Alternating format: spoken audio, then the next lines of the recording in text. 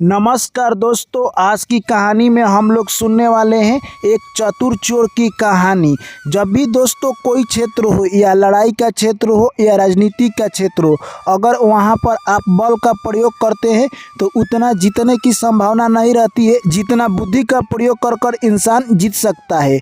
तो दोस्तों इस कहानी को आप लोग पूरा सुनना, क्योंकि इस कहानी को अगर आप दोस्तों सुनते हैं तो आपको हर क्षेत्र में सफलता मिलेगी, क्योंकि इस कहानी में कुछ ज्ञान की बातें बताई गई है और चतुर चोर ने कैसे उन डाकुओं से अपनी जान बचाई और उनसे कैसे अपना पीछा छुड़ाया, ये सब दर्शाया गया है। इसलिए आप लोग कहानी में अंत तक बने रहें। चलिए दोस्तों और मेरे प्यारे साथियों, कहानी को शुरू करते हैं। एक प्यारा सा गांव था। उस गांव में एक चतुर चोर रहा करता था। उसकी एक पत्नी थी और एक बच्चे थे। दोस्तों वो बच्चे को अपने पढ़ाई करने के लिए शहर भेज दिया था। दोस्तों जैसे ही उसका बच्चा शहर चला जाता है, उसके पास पैसे की कमी हो जाती है। यानी शहर में पढ़ाई करने के लिए पैसे की बहुत ज़रूरत है और उसको गांव में लोग कहते हैं कि ये बहुत दिमाग वाला है। यानी जो भी काम करता वो दिमाग से करता।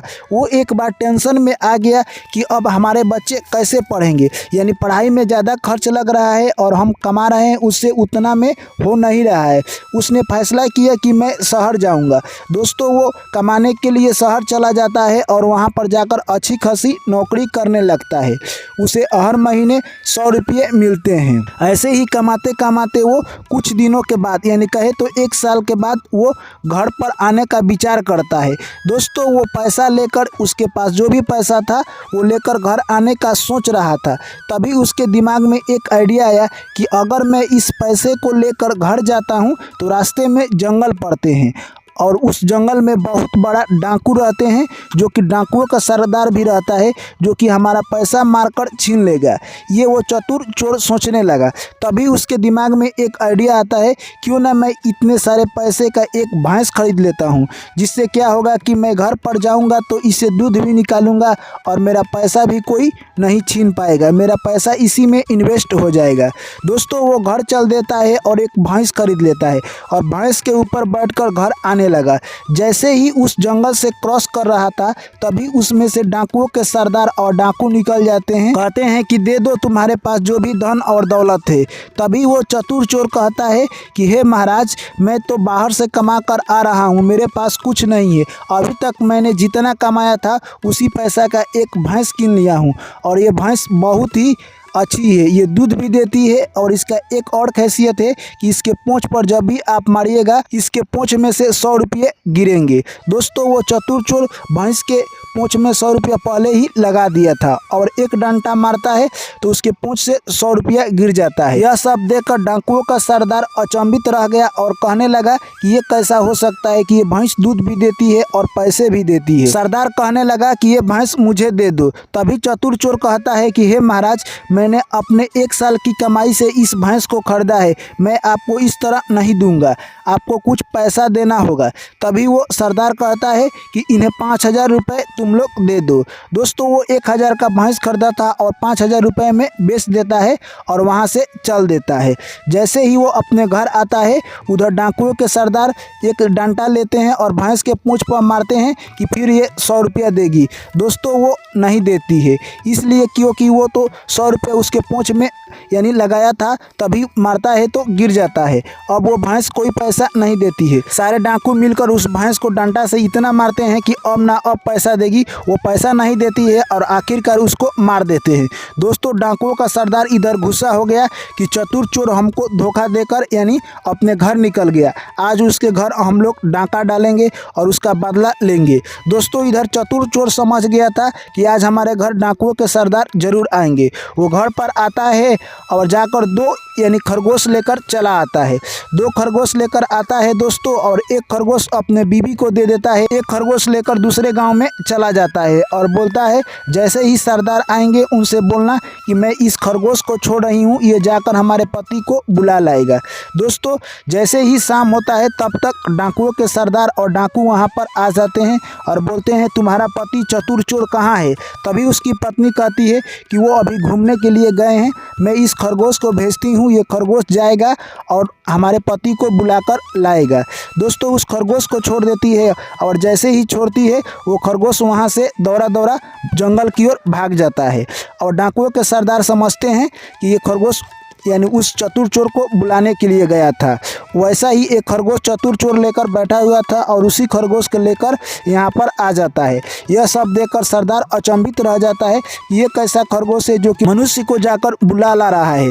दोस्तों वो सरदार कहने लगा कि इस खरगोश को मुझे दे दो। तभी वो चतुर चोर कहता है कि इसका कुछ पैसा लगेगा। तभी वो सरदार कहता है कि मैं इसके लिए आपको 500 रुपये देता हूँ। दोस्तों वो खरगोश लेकर अपने घर सरदार चला जाता है। चतुर चोर फिर बाजी मार देता है और ऐश की ज़िंदगी जीने लगता है। दोस्तों वो सरदार अपने घर लेकर जाता है और अपने पत्नी से बोलता है कि इस खरगोश को तुम मेरे पास भेजना, जब खाना बन जाएगा मैं गांव में जा रहा हूं घूमने के लिए। दोस्तों वो खाना बना लेती है और उस खरगोश को छोड़ देती है। जैसे ही खरगोश को छोड़ती है वो खरगोश जान बचाकर जंगल में भाग जाता है। सरदार उधर बैठे बैठे इंतजार कर रहा था कि अब खरगोश आएगा तो मैं घर जाऊँगा खाना खाने के लिए। दोस्तों ऐसे ही देखते देखते रात के 12 बज गए। तब तक सरदार को काफ़ी गुस्सा आता है और वो अपने घर आता है और पत्नी से बोलता है कि अभी तक तुमने खरगोश को क्यों नहीं छोड़ा। उसकी पत्नी बोलती है कि जब आप गए उसके 1 घंटे बाद मैंने खाना बना लिया और उस खरगोश को छोड़ दिया, अभी तक आपके पास खरगोश नहीं पहुंचा। तब वो सरदार समझ जाता है कि मेरे साथ फिर से धोखा हुआ है, यानी चतुर चोर ने मुझे धोखा दिया है। फिर से वो सरदार गुस्से में आ जाता है और चतुर चोर के घर जाने का फिर से निश्चय करता है। डाकुओं का सरदार सभी डाकुओं से कहता है कि मैं इस बार चतुर चोर को नहीं छोड़ूंगा, उसे जरूर मारूंगा। दोस्तों उधर चतुर चोर समझ जाता है कि इस बार सरदार मुझ पर काफ़ी तेज गुस्सा आएंगे क्योंकि मैंने उनके साथ बहुत बड़ा धोखा किया है। दोस्तों इस बार एक और वो उपाय लगाता है और एक लकड़ी लाता है घर में से, जो कि उसको तेल में यानी कहे तो डुबा कर रखा था। दोस्तों उसी से क्या करता है कि अपने बीवी को सिखा देता है कि अपने मुंह में रंग भर देता है लाल रंग का और कहता है कि तुम्हारे मैं सर पर मारूंगा तो तुम उस रंग को फेंक देना, यानी कहे तो मुंह से फेंक देना और सरदार समझेगा कि इसकी बीवी को यह मार दिया। फिर मैं उसी लकड़ी को आपके सर पर ठेकाऊंगा तो आप उठ जाना, इससे सरदार खुश हो जाएगा। दोस्तों जैसे ही रात हुआ यानी वो डाकुओं का सरदार यानी चतुर चोर के घर आ जाता है और कहता है कि तुमने मेरे साथ धोखा किया है। दोस्तों वो अपने पत्नी को लाता है और एक लाठी लेता है, उसी से मारता है मुड़ी पर और वो मुंह में जो रंग ली थी वो फेंक देती है।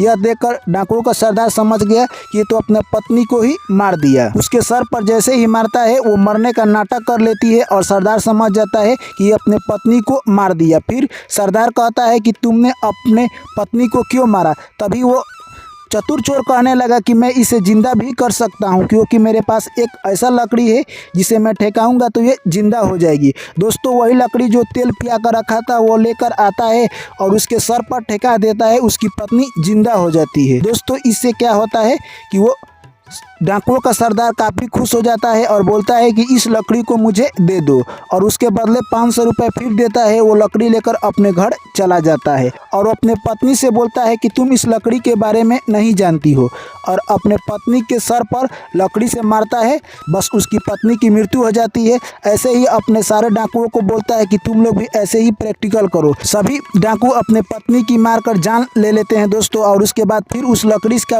उपयोग करते हैं जिंदा करने के लिए। अब तो वो सभी लोग मर गए हैं, अब वो लोग जिंदा नहीं होंगे। दोस्तों इससे डाकुओं के सरदार और डाकू सभी व्याकुल हो गए और उसी वक्त निर्णय लिए कि अब की बार हम लोग उस चतुर चोर को पकड़कर एक नदी में फेंक देंगे, वो ना रहेगा और हम लोगों को इतना बड़ा धोखा दे दिया है। दोस्तों उधर चतुर चोर समझ गया था कि डाकू इस बार हमें नहीं छोड़ेंगे।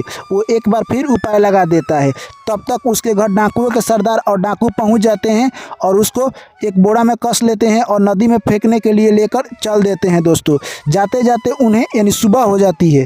तभी तक वो लोग शौच के लिए एक स्थान पर रख कर चले जाते हैं कि शौच कर आएंगे तभी हम लोग इसको नदी में फेंक देंगे। दोस्तों तभी तक एक ग्वाला का लड़का उधर से भैंस चराते हुए आ रहा था। तभी उसमें चतुर चोर कहने लगा कि मुझे नहीं करनी है, मुझे नहीं करनी है, मुझे नहीं करनी है। यह बात सुनकर ग्वाला का लड़का बोला कि आपको क्या नहीं करनी है। तब तक चतुर चोर कहता है ये लोग मुझे बरियारी लेकर जा रहे हैं राजा के बेटी से शादी कराने के लिए, और मेरा ऑलरेडी शादी हो चुका है, मैं इससे शादी नहीं करूंगा और ये लोग मुझे बरियारी कर रहे हैं शादी करने के लिए। दोस्तों वो ग्वाला का लड़का कुंवारा था, वो सोचने लगा कि इससे मौका तो बेहतर नहीं मिल सकता है कि राजा के लड़की से शादी हो जाएगा। वो ग्वाला का लड़का कहने लगा कि आप शादी नहीं कीजिएगा तो मैं आपके स्थान पर आ जाता हूँ, मेरी शादी भी नहीं हुई है और मेरा शादी भी हो जाएगा। चतुर चोर समझने लगा कि मेरा चाल कामयाब हो गया है और उस ग्वाला के लड़के को उस बोरा में डाल देता है और वो स्वयं निकलकर वेशभूषा बना लेता है और भैंस लेकर चल देता है चराने के लिए। दोस्तों उधर से वो सारे डाकू आते हैं शौच कर और उस बोरा को उठाकर नदी में फेंक देते हैं। तभी तक देखते हैं कि इधर से चतुर चोर भैंस लेकर आ रहा है, उनके आंखों पर विश्वास ही नहीं होता है। तभी चतुर चोर बोलता है, तुम लोगों ने मुझे नदी के उस हिस्सा में फेंका था जहां पर यानी ज़्यादा पानी नहीं थी, इसीलिए मुझे इतना सारा भैंस मिला। जहां पर ज़्यादा खाल है, अगर तुम लोगों ने वहां पर गलती से फेंका होता तो मुझे बहुत सारे हीरे मिलते, पर तुम लोगों ने गलती कर दिया और मुझे उस स्थान पर फेंक दिया जहाँ पर खाल नहीं था, इसलिए मुझे इतना सारा भैंस मिला है। डाकुओं के सरदार और सारे डाकू कहने लगे कि इसको तो हम लोगों ने अभी तालाब में फेंका था और ये देखिए इसके पास कितना भैंस आ गया। डाकुओं के सरदार को लगा हीरा का खान हमें चाहिए, तुम मुझे उस खाल पानी में फेंक दो जहाँ पर हीरा मिलता है। यानी कहे तो दोस्तों चतुर चोर फिर उस सरदार को अपने जाल में फंसा ली और सभी को बोरा में कस कर डाकुओं के सरदार और सारे डाकुओं को एक एक कर उस नदी के जहाँ पर खाल था वहीं में फेंक देता है दोस्तों, और सारे को फेंक कर सारे लोग उसी में मर जाते हैं। और दोस्तों वहाँ से चतुर चोर अपने घर चल देता है और आकर देखता है कि उसकी पत्नी खाना बना रही। तो दोस्तों इस कहानी से हमें क्या सीख मिलता है? यानी यही सीख मिलता है जहाँ पर बल काम नहीं आए वहाँ पर बुद्धि का उपयोग करना चाहिए। दोस्तों अक्सर देखा गया है जब भी बल और बुद्धि की बात आती है तो उसमें विजय बुद्धि की होती है। जिस तरह से दोस्तों चतुर चोर ने अपने सारे दुश्मन को मार दिया और उनसे बहुत सारा पैसा भी कमा लिया। यह कहानी दोस्तों हमें यही सीख देती है कि इंसान को हमें यानी बुद्धि का उपयोग करना चाहिए जब बल काम ना आए तो। चलिए दोस्तों इस कहानी पर आपकी क्या राय है कमेंट करके लिखिए, वीडियो को लाइक कीजिए, दोस्तों के साथ शेयर कीजिए और अभी तक आप चैनल को सब्सक्राइब नहीं किए हैं तो चैनल को भी सब्सक्राइब कर लीजिएगा, ऑल नोटिफिकेशन ऑन कर लीजिए। चलिए फिर मिलते हैं नेक्स्ट वीडियो में, तब तक के लिए सभी साथियों और मेरे प्यारे भाई एवं बहनों को मेरा प्यार भरा नमस्कार। जय श्री कृष्ण, राधे राधे।